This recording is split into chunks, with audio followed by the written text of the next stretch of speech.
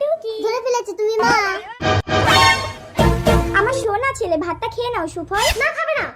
জবা, তুই আমার বাড়ির কাজের লোক হয়ে আমার ছেলের ভাতের থালা কেড়ে নিস। মালকিন, আপনি মা হয়ে নিজের ছেলের ভাতের থালায় বিষ দিচ্ছেন। বেশ করেছি, ওর জন্য আমার স্বপ্নগুলো শেষ হয়ে গেছে, ওকে আমি শেষ করে দেবো। আমি মালিককে বলে দেবো।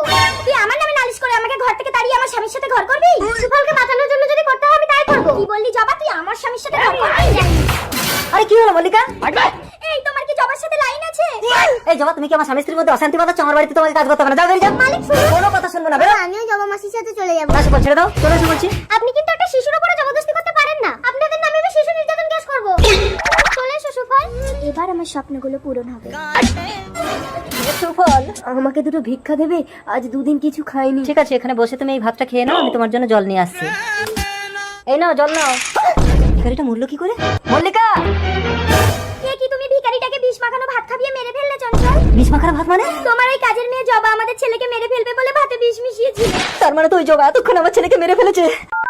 হ্যালো পুলিশ, আসুন স্যার ওই বাড়িটা। কি হলো মালিক, আপনি পুলিশ নিয়ে এসেছেন কেন? চঞ্চল বাবু চাকরি নয়, ভাতে বিষ মিশিয়েছিল এই বাচ্চাটাকে মারার জন্য। সেই ভাতকে একটা ভিখারি মারা গেছে। এই না বাবা, আমার ভাতে বিষ দিয়েছিল মা। মল্লিকা তুমি?